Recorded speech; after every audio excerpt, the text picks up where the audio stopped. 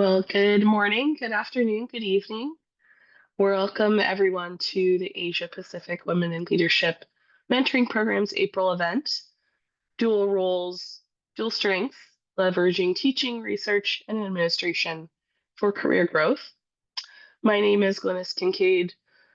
I'm an APWiL Mentoring Program Manager, one of them, and a Global Learning Advisor at the University of California, Santa Cruz. This topic today was highlighted at an event earlier this year, and so we're excited to build on that discussion by focusing on the importance of balancing teaching, research, and administrative responsibilities for career growth in academia. Today, we are thrilled to hear from four inspiring women leaders from across the Pacific Rim. They will share their unique experiences, practical strategies, and valuable advice on how they successfully navigated the demands of these key roles in their academic careers. We are looking forward to their diverse perspectives and their expertise and that they bring from a wide range of backgrounds and disciplines. The session will begin with a moderated panel discussion, and then it will move into a Q&A where you can engage directly with the speakers, ask questions, share experiences, or simply listen in. So next, I would love to introduce our moderator for today's event, Professor Keio Okuda. Professor Keio Okuda is the Vice President for Student Affairs and Equity, Diversity, and Inclusion at Keio University in Tokyo, Japan. She also serves as Director for the Office for Equity, Diversity, and Inclusion and is a professor of English and American Studies within Keio. She received her master's degree in English and her doctorate degree in African American literature from the University of North Carolina at Chapel Hill. She also has a master's and bachelor's degree from the Department of English at Keio University. As a vice president at Keio University and the director of the Office for Equity, Diversity, and Inclusion, Professor Okuda has promoted initiatives such as unconscious bias training, a family care support program for staff, and barrier-free resources for disabled students. Previously, she was a counselor and vice chair of the Keio University Harassment Prevention Committee. Thank you, Prof. Okuda, for moderating our session today. Thank you, Glennis. Thank you for a very nice introduction, and welcome everybody to this session, the dual roles and dual strength. As Glennis mentioned, we brought these incredible leaders today, very interesting people, together to share their experiences and insights on navigating the balance between teaching, research, and administrative work, something we are very much interested in. For career growth in academia. And each speaker on the panel will answer prepared questions discussing the strategies that found most effective in managing competing demands and the valuable lessons they've learned along the way. So if you have any questions, please do write them down so that you can ask them during the Q&A portion of today's event. I'm hoping to make this event as interactive as possible. Okay, so now I'd like to introduce our panelists. Okay, I would like to first introduce Professor Eleanor Beck. Professor Eleanor Beck is head of the School of Health Sciences at the University of New South Wales, Australia. With over 30 years of experience as dietitian, she has led the dietetics education programs and contributed to the development of competency assessment and accreditation standards. Her research focuses on disease prevention, particularly encouraging higher consumption of high fiber and whole grain foods, and includes work on nutrient profiling, whole grain food definitions, and grain fortification. Professor Beck is Fellow of Dietitians Australia and the immediate past chair of the Council of Deans of Nutrition and Dietetics, Australia, New Zealand. Okay, So that's Professor Eleanor Beck. And next, I would like to introduce Professor Jette Hansen-Edwards. Professor Jette Hansen-Edwards is an applied English linguist with a focus on second language phonology and social linguistics. She earned a PhD in foreign and second language education from the Ohio State University and has taught at Hong Kong Baptist University and Chinese University of Hong Kong. Professor Edwards has held various leadership roles at CHK, including head of the Department of English and Associate Deans of Arts since 2022. Her research focuses on second language sound systems, the evolution of local varieties of English in Asia, and the social and linguistic factors influencing language use, particularly in Hong Kong. So thank you also to Professor Hansen-Edwards. And next, I'd like to introduce Professor Judith Gullifer. Professor Judith Gullifer is the deputy head of the School of Education and senior director of education in the School of Psychological Science at Monash University. She has held the leadership roles at Charles Sturt University, including inaugural associate dean and associate dean in the Faculty of Business, Justice, and Behavioral Sciences. Professor Gullifer has received the Charles Sturt University Vice Chancellor's Award for Teaching Excellence and the Australian Psychological Society's Early Career Teaching Award. Her PhD focused on students' perception of plagiarism. A registered psychologist with a background in professional counseling, she mentors senior leaders and has served on the Australian Psychological Society's Board of Directors since 2016. She also held the position of executive manager and head of the Australian Psychological Society's Training Institute. Okay, well, thank you to Professor Judith Gullifer. And lastly, I would like to introduce Dr. Sylvia Tomášková. Dr. Sylvia Tomášková is the Dean of the Faculty of Arts and Social Science at the University of British Columbia, Okanagan, and Professor of Anthropology in the Department of Community, Culture, and Global Studies. She holds a BA from McGill University and an MA from Yale University and a PhD in anthropology from the University of California at Berkeley. She has held an academic position at UT Austin and UNC Chapel Hill, where she also served as the director of the Women in Science program. Dr. Tomášková was appointed as the inaugural Dean of Faculty of Arts and Social Science at UBCO in December 2020 and has held numerous administrative positions throughout her career. With over 30 years of research experience across multiple countries, Dr. Tomášková is committed to helping individuals navigate the career paths, considering cultural contexts and diverse goals. So thank you also to Dr. Tomášková. Okay, so as you can see, what a diverse group and attractive, diverse experiences that these leaders have had. So it's going to be very, very interesting to hear how they have managed to reach, balanced all these different responsibilities to reach their leadership positions.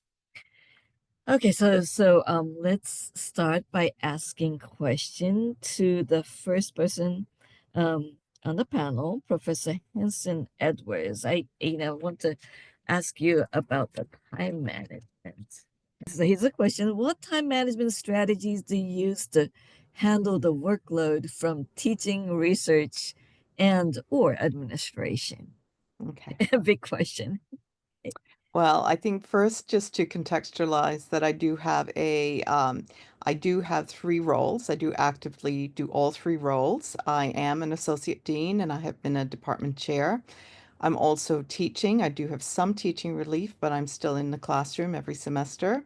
And of course, I'm still doing research. I have multiple grants and writing journal articles and books. So I do need to always be mindful that I have three jobs and that I try to be pragmatic about how I can manage the three. So the first thing is to realize that you can't do it all and all the time. And part of the job is sometimes you put in more work in one of the things that you do and less work on something else. So I see the way I manage my time, I don't see it as a daily or even maybe weekly. I see it more like in terms of months.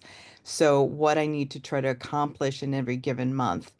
I also try to see the roles somewhat overlapping in the sense that I try to the research that I do feeds into my teaching, and then my teaching also inspires my research. So they're a little bit more interconnected, and the same with my admin. I build my into my teaching, but I also draw on a lot of my teaching into my admin.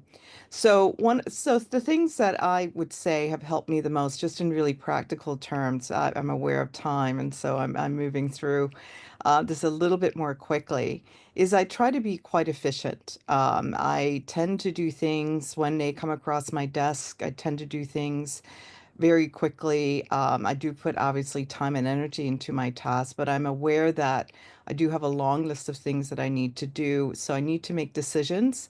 I'm not afraid to make decisions. And I do follow through with those. So that's one thing, is just to complete tasks really in a timely and efficient manner. I will also, it's very easy to spend most of your time doing one task. And so I think that's very important, that you have to consider how much time you're able to put into a given task and just be happy with that outcome. I could spend all my time doing teaching prep. If I'm really honest, I could spend days developing materials and working with students, but I don't have the luxury of doing that. And so I have to accommodate what I really do have in terms of time. So what I normally do is I map out my week. As meeting comes in, I start planning my week. I look at things at least one, sometimes 2 or 3 weeks ahead. And I roughly know my teaching day. I know what days I need to focus on admin. And then I do try really hard to protect a certain amount of time for research, because that's the one area that will always get squeezed out. You will always be, the teaching is required, the meetings are required, but the research is something that you do usually on your own timeline. So I'm trying to be very protective of that time. So I try to block times where I'm only going to be doing research. If a meeting comes across that is in that time, or people ask me about time, I try to not to put that meeting time during the block that I put into my research. So this is really important. I also prioritize the tasks that I think are more cognitively demanding at a time when I'm fresher. For me, that means the mornings. So I will always prioritize doing my writing or doing the more difficult elements of my work in the mornings. And then in the afternoon, even though I feel like I've already spent a lot of time working, I can get through quite a lot of other things that maybe don't require as much mental planning. So to me, it's about being really pragmatic about your time, maximizing your time when you're the most productive, and getting those tasks done that are more cognitively demanding, and blocking certain time so that you have blocks to focus on different things. I'm usually doing a lot of my admin on a Monday, because that's when all the meetings come through, when all the paperwork comes through. I teach on Wednesdays. That is my teaching prep. I get a lot of work done for that preparation. And then I try to block out on maybe a Thursday or Friday a bit of time where I can actually sit down and write. So I would say, be very, I think as younger, and I was in your position too, as a younger female scholar, we often feel we have to accommodate to others. And in that case, we do often give away our valuable time. So I think if you're managing multiple roles, then the biggest piece of advice I have is, it's okay to be really protective of your time. It's important to self-advocate. And it's okay to say no to admin roles if you feel that they take on too much of your time.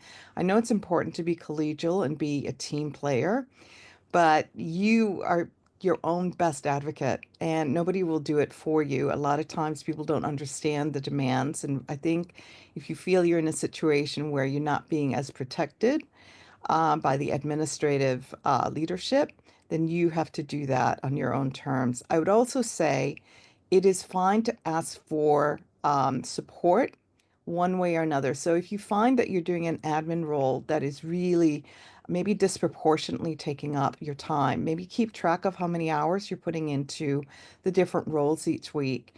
And if you find that a particular role is taking up a lot of your time, I would use that to leverage something that's going to support you, like teaching relief or a research assistant, so that you are also getting some kind of support in acknowledgement of the amount of time that you're putting into a particular task or role. And I think that's the most important thing is you have to self-advocate. You have to be pragmatic. Nobody's going to give you time. Everything takes time, and it's up to you to hopefully find strategies, blocking time out, really looking at tasks in terms of time and trying to really set a good schedule for yourself, maximizing your work when you're the freshest, and asking for support in situations when you're being asked to do things that are perhaps, again, like I said, disproportionate in terms of the amount of time that you are putting into it.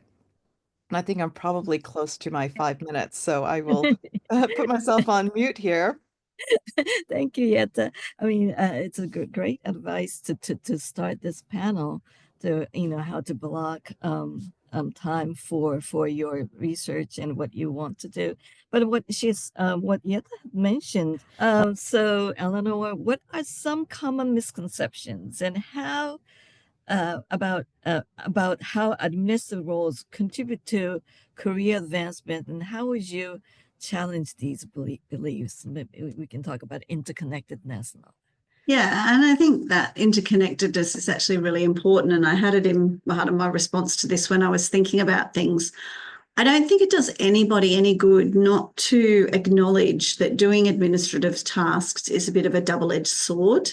So we have this one side where I would argue there's no chance I would be ahead of school if I hadn't taken on administrative tasks along the way and kind of built my experience and my expertise in order to now be able to, apply for a job and say, yeah, I've done that. That's experience. And I had all these examples of where I'd been able to do things. But if I hadn't have done those things, if I had have taken a different trajectory, I can tell you my research would have been more advanced. I would have had, a higher H index, or I would have had, more outputs in that direction. So I think part of the administrative roles is acknowledging, but also making very clear decisions about what are the things that you enjoy. What is it that you want to, how do you want to keep working towards your career? But also perhaps knowing that there isn't any one career in academia. If I'm running a school at the moment, I do have some people that are research only, and they thoroughly enjoy it, and they get a thrill out of writing the grants and getting the money and running the clinical trials and doing all of those things. I have other people that are brilliant educators and enjoy everything about the teaching and learning and developing their programs overall. But I also have people who are more broadly all-rounders. And I don't think we want to shy away from the fact that being an all-rounder is a legitimate career choice.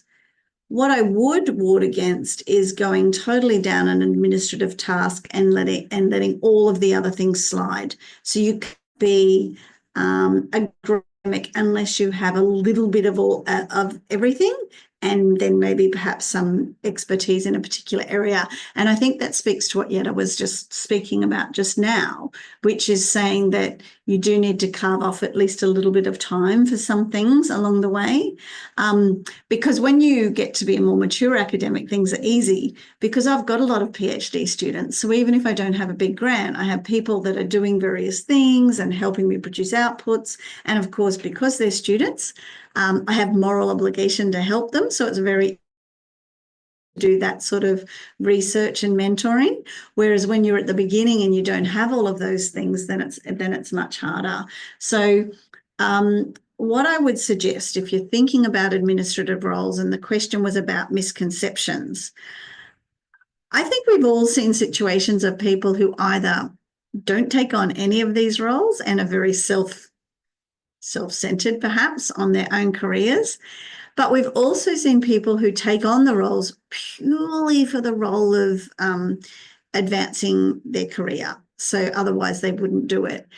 And I think balance also is saying, let's take on a task that is something that we enjoy, something that we're good at. So, I don't want to be the WHS, work health and safety officer for my school. The person we have doing that role is amazing and he just loves it. But I personally think, I can't do that. I don't feel skilled at it and I don't have that expertise. So I'm not going to take on that role just because, it'll be another thing that I can tick on an application or a promotion application. So try and find something that maybe, as Jette said, provides those opportunities. So for me, it was around accreditation of programs and understanding competency-based assessment and assessment that really helped me build a case towards promotion or accreditation. But it also gave me an opportunity to engage on an external front, which then provided that opportunity to say how I was engaged at a national level and potentially an international level as well. So thinking about what it is that you like, and what you like may not be what I like, but that doesn't matter. But if you want to take on a task, make sure it's something you enjoy. And probably the last thing I would just kind of add there is that we do want to avoid busy work. So people can, I don't know, and I think the university I'm at the moment has a bit of a motto, which is progress over perfection. And I think we really need to work hard on that to make sure that we aren't just spending a lot of time on excessive detail. A one-touch approach to email is really important in administrative tasks. If an inquiry comes in, you'll get a response from me. I mean, obviously, I'm off on meetings, not, but you'll definitely get a response from me that day. But it means that I'm not getting bogged down in all of that detail. So, acknowledge that administrative tasks take you away from other things, but recognise how they also provide great advantage. Choose something that you enjoy and then try and be as absolutely most efficient about that as possible. And that progress over perfection thing is probably a reasonable motto. Oh, okay. Thank you. Another great advice on how to balance, and then you have to sort of choose wisely of what you can do and what you like. I'm sort of on the same topic, and I would like to ask Professor Gullifer next, again about leveraging an administrative roles in the career growth. So how have you leveraged your administrative roles in ways that enhance your career? Sort of very connected to what we have just talked about. Sure. Thank you so much for the introduction. And I guess my response to this question is going to come from a very non-traditional career track in academia. In the introduction, you introduced me as having been a registered psychologist.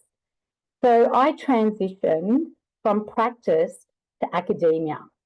And so by applying the insights and the relational skills from my psychology career to my academic roles really enabled me to use that as capital in leadership. And we all have experiences somewhere that we bring into academia. And how do we leverage those experiences, the capabilities that we already have, and turning that into leadership capital? The second point I want to make is about growing from a junior academic all the way through to a professor. And for me, it was about taking every administrative opportunity as a chance to learn the system, because we all work in a higher education system and want to contribute meaningfully to that system, and also demonstrating my commitment to people-centred leadership. And by doing that, people take notice of your input into those different opportunities. I used early administrative roles so I could understand how universities function behind the scenes. And this is about understanding all the critical roles in the university so that you can leverage from those relationships when you might need them. And that's from curriculum design all the way through governance, and then using that knowledge to influence change. So that's really about saying, who's who? Who do I need to know in this particular provider, this university, that's really going to help me grow? The next point I want to make is leading from where I was. We all seem to think that leadership is this place up here, but we can all be leaders within our own sphere of influence. Leadership isn't just about hierarchy, it's about stepping up, asking questions, and creating solutions that work for both the people that you interact with and the systems. It's by stepping up and asking those questions that you'll be noticed. The next point I want to make, and this was particularly difficult for me coming from practice, was finding my voice in the room, not feeling like an imposter. Academia has its own discourse and ways of being and ways of knowing. And so coming into that academic context, from a professional context, there was a little bit of imposter syndrome. So I had to learn how to confidently advocate for spaces that didn't always feel that they were built for people outside academia, but for women. And one of the things I noticed is the influence and the disproportionate men when you start working through the hierarchy. I know it's getting better to find your voice and to have that voice also then open the doors for others. Because as a professor now, I ensure that I try to be inclusive and open the door for other women as they come through. My next point is about building influence over time. And for me, that was about being consistent and credible and earning the trust of being able to lead significant initiatives across teaching, student wellbeing, and workforce capability. So having an opportunity to either lead a project, input into a project, something that you feel you have a vested interest in, and being able to drive that project or lead that project, no matter how small, even within a school, you could lead a project, particularly around, for example, student wellbeing, because people do take notice. The next thing, I guess, where I've leveraged my administrative experience was building or using my role to mentor and support others. And here we are doing that, especially women and early career colleagues. My own mentor once said to me, "You cannot be what you cannot see. So be the one that is being seen." Help our colleagues navigate both the visible, the things that we see, and the invisible structures of academia. So this is about building your influence. And then the last thing I want to end on is I made my values my anchor. That was really important to me. It's something Beck was saying earlier. So ensuring that every administrative role that I took on aligned with integrity, inclusion, and the well-being of staff and students. And they were the same principles that brought me to psychology in the first place. So I think for me, transitioning from a professional career into academia enabled me to look at leadership in a slightly different way, but ensuring that I was able to play a role in research, in teaching, and finally in leadership and engagement. So that's all from me. Okay, well, thank you, Judith. Another very, very interesting experience, and we've been learning. It seems like we can grow as we balance all three. But let me ask Dr. Tomášková next question. So we do all three, and we can sort of expand ourselves doing all three.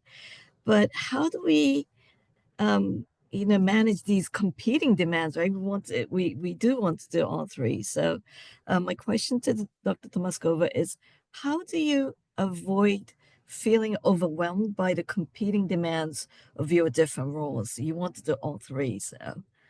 Okay. Thank you very much.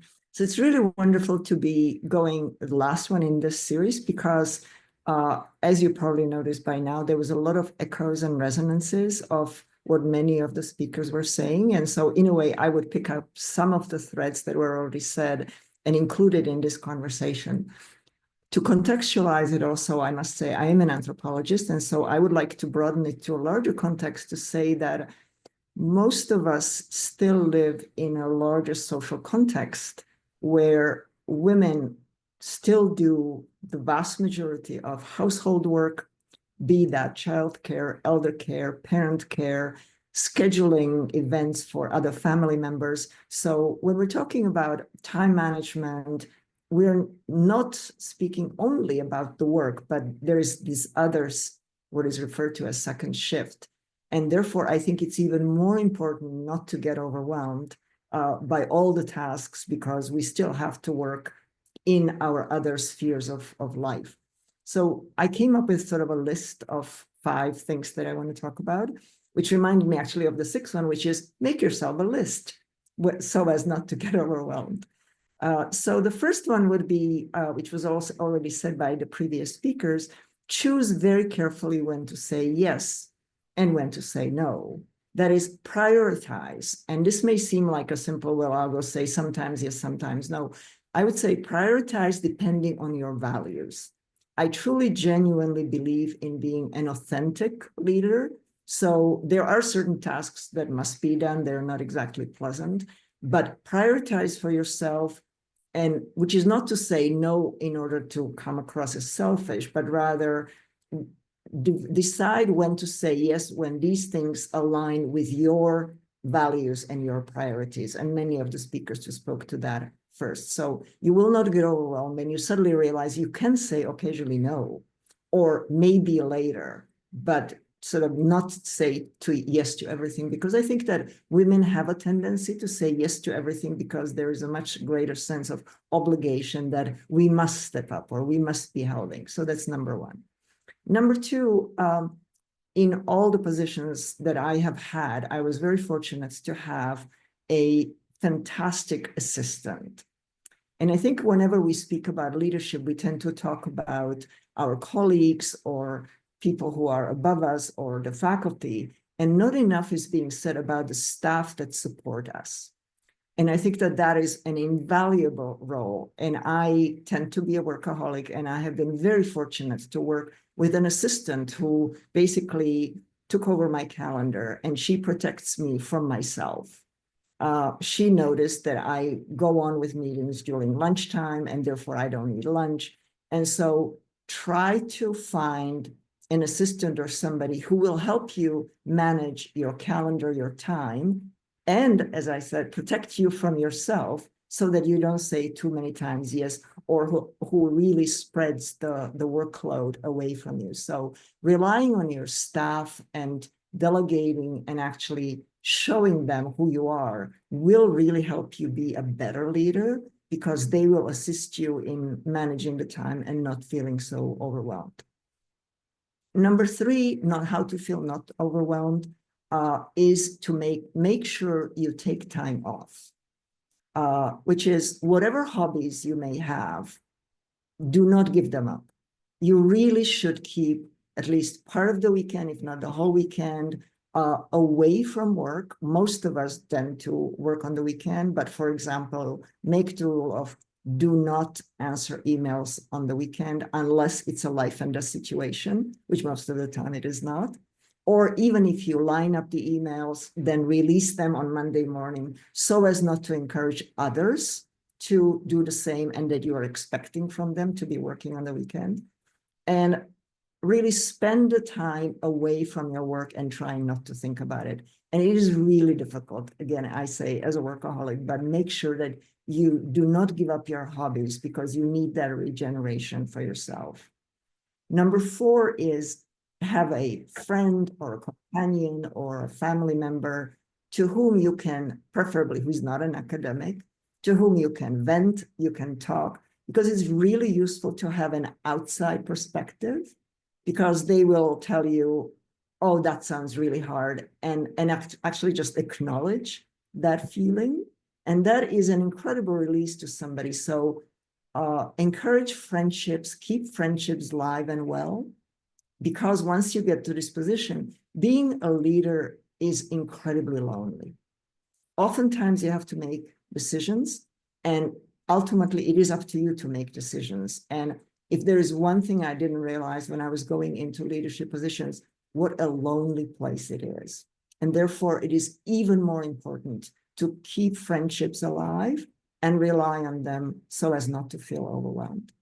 And then the final point that I want to make is, which actually this is my 5th year as a dean, and I only came to it in my year 5, which is you do not have to solve every problem. Do your best, but solving the world peace is not your job. There are many problems that you did not create. You may assist with them, but do not have this constant sense that every problem that lands in front of you is your responsibility. You can delegate, you can ask others, and sometimes there may not be a solution, and waiting for it may actually allow that problem to either be solved or become less of a problem. So do not feel this need to solve every problem that's in front of you, because at the end of the day, you cannot do it all. That's all I have to say. Oh, thank you, Sylvia. Again, like all of us workaholics, you know, how to manage our time and delegate and prioritize. Very, very interesting. And I want to keep on the same topic with back to Professor Hansen Edwards, because we juggle all these different roles that maybe we need to think about preventing burnout. So how do you, and here's a question for Jette again, how do you prevent burnout when you're pulled in so many different directions? You want to do it all, but how do you prevent burnout? Well, great. Thank you very much. I'm also going to build on all the previous responses, but I'll just start with a couple anecdotes. And one of the things that I think helped me survive when I was doing my PhD quite a few years ago now was I love to swim, and I would swim almost every day. And I realized that some of the times when I was really stuck on a problem in my dissertation, in my research, the breakthroughs would come while I was actually exercising. And that sort of helped me to really think about this relationship between the mind and the body. And the second anecdote, it was quite a few years ago when I was just starting out my career. A very well-known linguist came to my department from another university just to kind of coach junior faculty in research and grant writing. And one of the things he said to me was, you should only work on your research a maximum 4 hours at a time. And after that, you've got to step away from it, and you've got to just move on and do something for yourself, go for a bike ride, go for a run. And I really think that's important. Now, at the time when he said that, I wasn't really thinking about my own experience as a PhD student, but I thought that's crazy. I have to work, you know, all day. I have to go home and I have to work. And very often I have to work on the weekends. And that's typical for a junior faculty trying to be successful in a career. But I think as I get older, and again, I do have the luxury now where I'm under much, much less pressure to publish and to do everything. But the point is that you've got to find a way of balancing, not just, I talked previously about 3 roles that I have and ongoing. I've always had that in my career from being a junior faculty member. Well, you've got to have a balance, as Sylvia also mentioned, of things that are good for your mind and your body that can help you step away. So, and I was just a little, one more anecdote, and then I'll talk to you about some things that I do. And that is when I was a head of department and even now as associate dean, I am very, very uncomfortable with sending emails out on the weekend. I feel very, very bad about it because there are times when things are really urgent. During the COVID crisis here in Hong Kong, we were on lockdown for longer than most places in the world. We were constantly shifting how we were teaching. And I did have to send emails out on Saturday or Sunday because things were different in terms of how we were teaching on a Monday morning. And it really made me uncomfortable. I'm very, very careful about other people's time. And I think that's really important that you're supported and nurtured in that regard. When I get emails from colleagues or other faculty members on an evening or even on a weekend, I actually find that a little bit stressful. And I feel like that, you know, I'm not going to respond to them. I'm going to step away. But the point is that there is always this intrusion on your time when you're meant to not be working. And I think you, again, have to be very careful, not just protecting your time for research, but protecting your own time.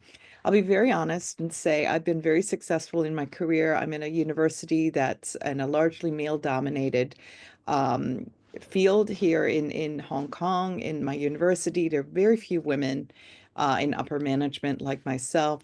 And I'm not a Chinese speaker, so I'm an absolute rarity here in Hong Kong. But having said that, I've been very successful. And one of the reasons for that, I think I am very pragmatic and I'm very organized and I get things done on a very timely manner. But I also really try not to be a workaholic. And I try to set that example for my colleagues and for my students that it's okay to have a normal life. You can be an academic, but you don't have to only be an academic. So I have a family, I have kids. I raised 2 children while I was in Hong Kong. I had 2 babies here. And I have, obviously, I'm married, I have friendships. I love to exercise and be healthy. And I find that I have to, in terms of managing my own, sometimes work can be very overwhelming. There's so many demands on my time. And I think the realization is that I'm just not going to get everything done. And I can keep working until 10, 11, 12 o'clock at night, but then there's just more tasks tomorrow that I'll have to do. I'd rather stop and say, okay, they're not going to get done today, and that's okay. So sometimes it's about being kind to yourself as well and acknowledging that you're just not going to get everything done. Take the time away, give yourself a break, do something for yourself, whether it's going for a walk, going to just listening to music, spending some time with a support group of friends, but doing something that's going to feed and nourish yourself rather than draining, because the academic world can be quite draining. So I think that's my first thing is be kind to yourself and build in things that help you, because often actually it feeds, it's symbiotic. If you feel good in you giving yourself downtime, you're relaxing, you're socializing, you have hobbies, you exercise, feeling good in yourself is actually probably the best things you can do. Not that you should do it to try to be more productive, but it's actually really helpful in terms of being productive. So the more kind of you feel good in yourself, the more you exercise, the more you eat well, the more you relax, that actually really helps to go in to the work environment and having the mental energy and the physical energy to do what it is that you need to do. So I feel like these are really important to me. It's just that it's not just balance to me. It's not just balancing 3 roles. It's balancing 3 roles, which is my job, but then being a mom, being a wife, being a friend, being somebody who wants to have the physical exercise, and realizing that these things are as important. That, 5 o'clock comes, I'm done. I don't want to work anymore. Weekends, I don't really want to work unless it's an emergency. I don't want to read or write emails. I find it a little bit stressful when they come in because I feel like that's my time. I need to step away from that. So do realize that even your department chairs are probably also not very happy about, if they have to send you emails in the evening. But these are the things that I would say to you. It's okay to not get everything done. You need to take care of yourself in order to really be, in the frame of mind where you can do the job and do it well and enjoy your job. Because actually, I love my job and I love what I do. And I've always been very, very happy in my job, in my university. And I think part of that is because I also am prepared to kind of say no and step away and just take care of myself. And that I think has helped me to be much better mentally and physically ready to do the job that I do. So that would be my top tip is take time for yourself. It's okay to say no and make sure that you build in your own things to support yourself, whatever that is that you want to do, because that will help you feel less stressed, and it will also help you be able to be, I think, better at managing what you need to do on a given day. Thank you, Jette. I mean, doing something for yourself is quite important. And what's interesting is that you also talked about the productivity, right? How you can be more productive by doing something for yourself, taking the downtime. So my next question, going to back to Eleanor, Professor Beck. So we talked about productivity. So how do you manage expectations for research productivity while balancing significant administrative duties? What advice would you give to someone starting to take on administrative responsibilities for the first time? So about the research productivity. Yeah, absolutely. So I think for me, research productivity has always been around being in a situation where I can try and prioritize that over some of the other things that I'm doing as well. And for me, and I really want to say that perhaps this is a feminine trait. I don't know for sure it is. I'm not saying that males wouldn't also feel this way, but I think there does tend to be that, or there is that tendency. And that is that and it was mentioned before, when you're trying to do something just for yourself, you can put it off because you're like, oh, well, that's okay. I'll get to that later. And so how do you make it something that you can't put off? And I think that's a little bit about having a structure to the projects that you're working on any one time. And for me, it also was a little bit about engaging students who then I have meetings prepared. I have a deadline in my head of, well, I have to get that reading back to them, if I've read the paper for them or have to do some work for them. And therefore, I'm actually making it not about me. But in the end, it does end up still being about me because I also get the outputs and I get the great pleasure about being the mentor to those people. So I think that it is about saying why it's a priority at a particular time.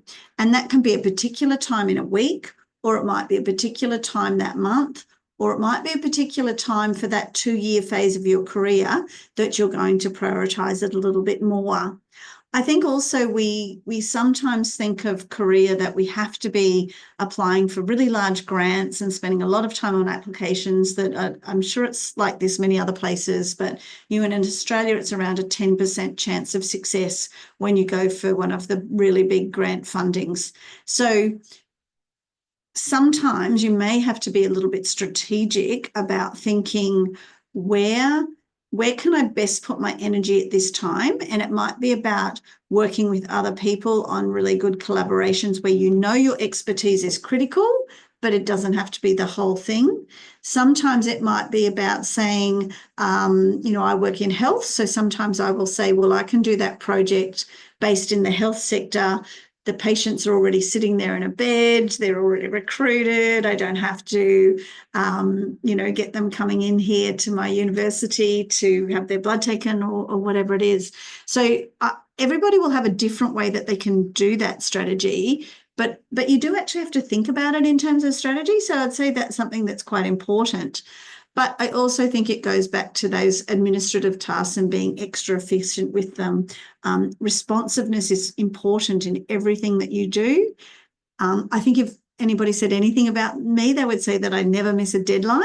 And that's because I keep it structured in my head. Or at the very least, if I'm not meeting a deadline, I will say to someone, I can't meet that deadline, but I can do it by this time. So, for example, I just got an overseas grant to review. I was nearly going to say no. I said, I will do it for you if you can wait till there. And then I was able to still have that experience as well. So I guess try again to do something you're passionate about, but have a little bit of strategy about how you're going to manage your time and a little bit of strategy about what's important to you at the time.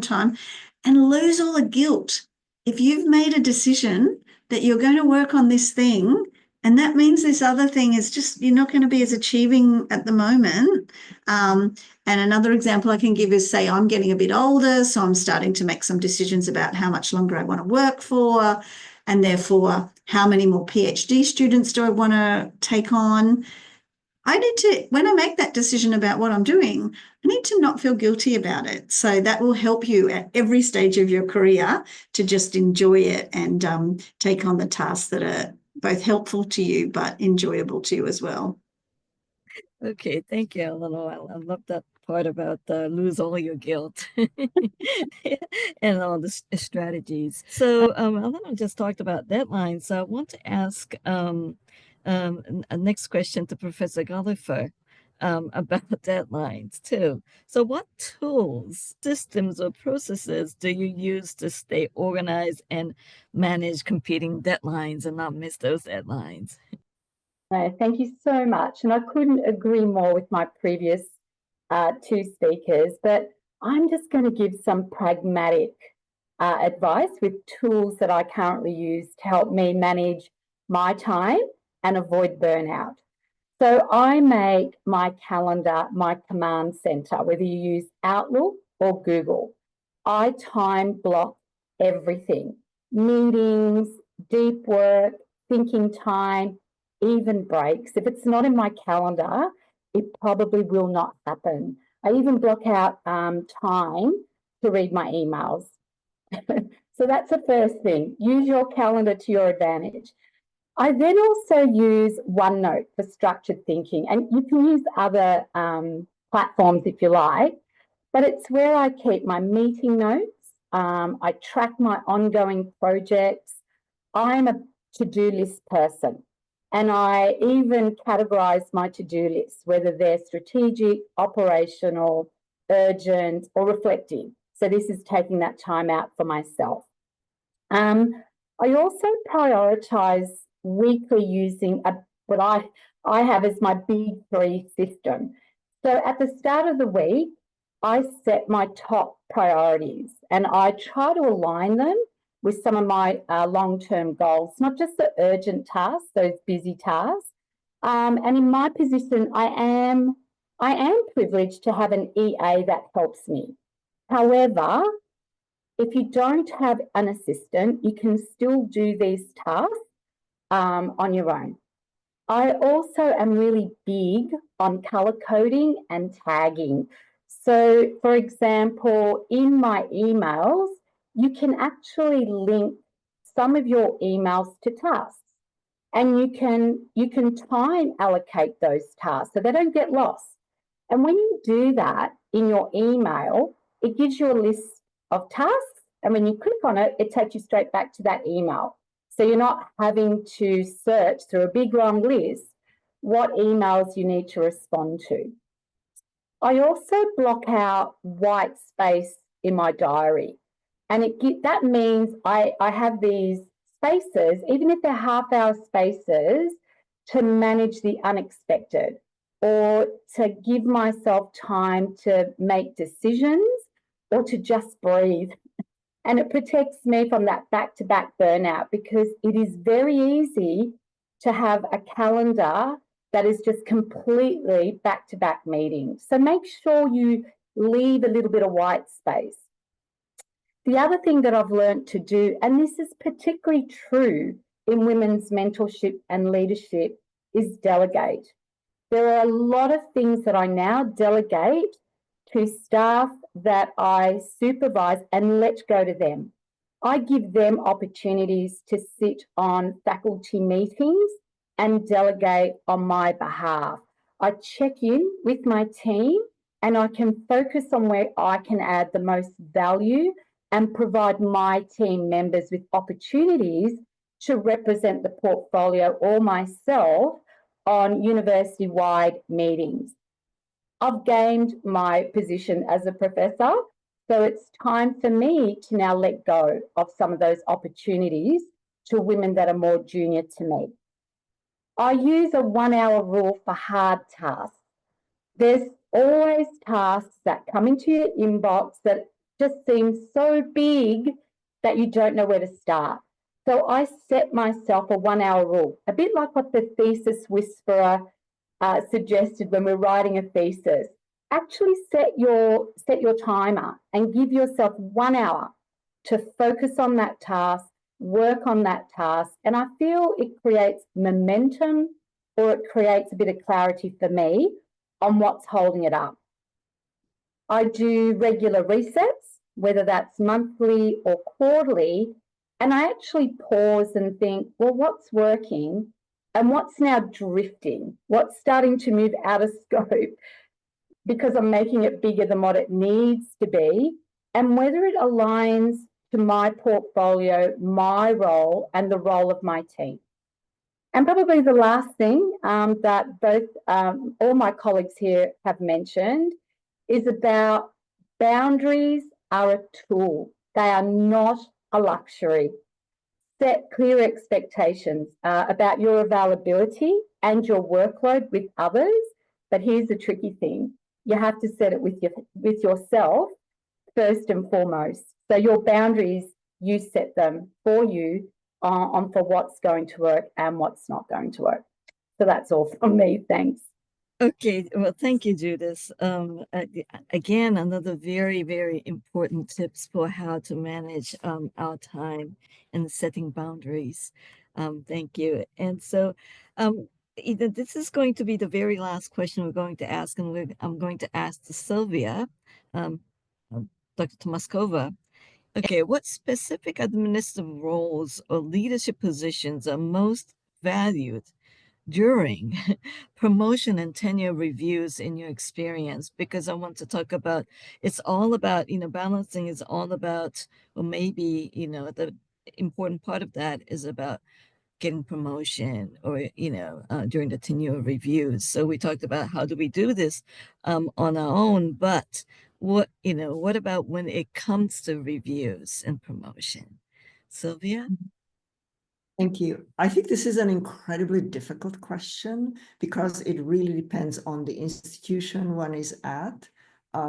And the difficulty of this lies in the fact that we want to be selective in what we say yes to, but at the same time, we don't want to be saying yes to everything. I would advise everyone to find what is authentic to them.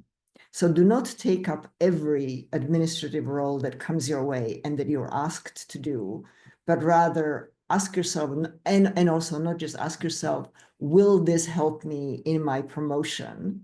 But rather also, will I either be good at it and or also will I enjoy doing it? Because I still continue to believe to this day, if you accept any administrative position because you think it will look good on your CV and you end up really hating it, you will probably not be very good at it, and it's not going to be well reflected on your CV. So as an example, I would give, when I was still at UNC Chapel Hill, I was already promoted and I had tenure, but I've noticed that a number of my junior colleague women were struggling because nobody was giving them advice in which path to go.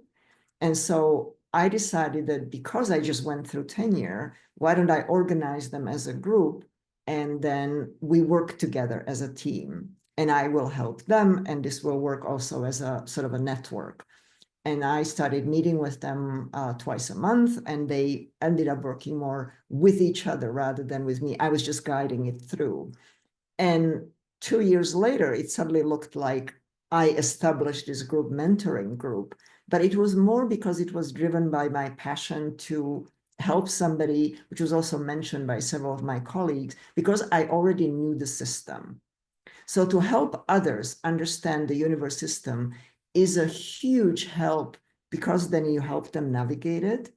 And then that can be translated on your CV as a role you played. So I would advise everyone to not look which sort of labels on the administrative jobs look good on your CV, but rather, what is it that I want to pour my energy into? And then you will find the category that will actually look good on your CV.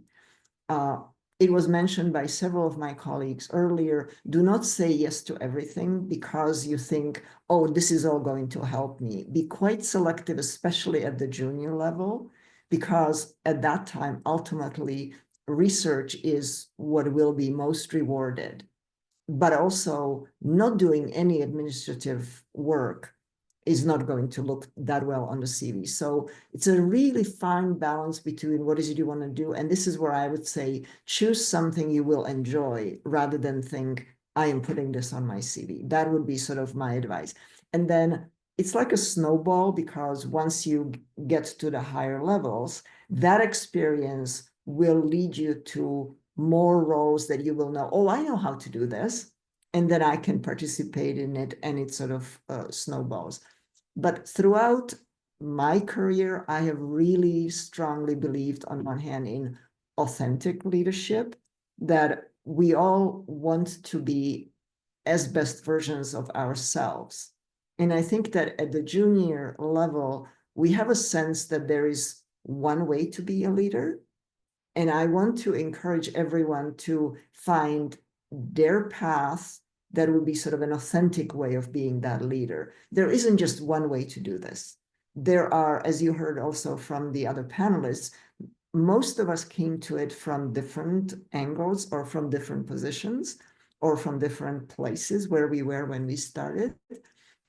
And you just need to find that, rather than think, this is what it looks like and this is what I want to become. Because we ultimately would like to change leadership. I think that frequently kindness is equated with weakness.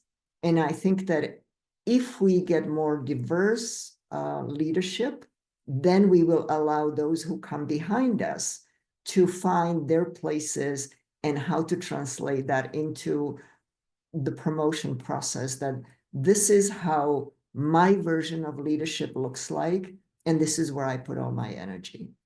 So I would say it's a difficult question, but I would really encourage every junior person who's interested in administration and leadership to find their passions in places where they are, and then really pour energy into that, because then they will be valued for it, and it will not just be a box on their CV.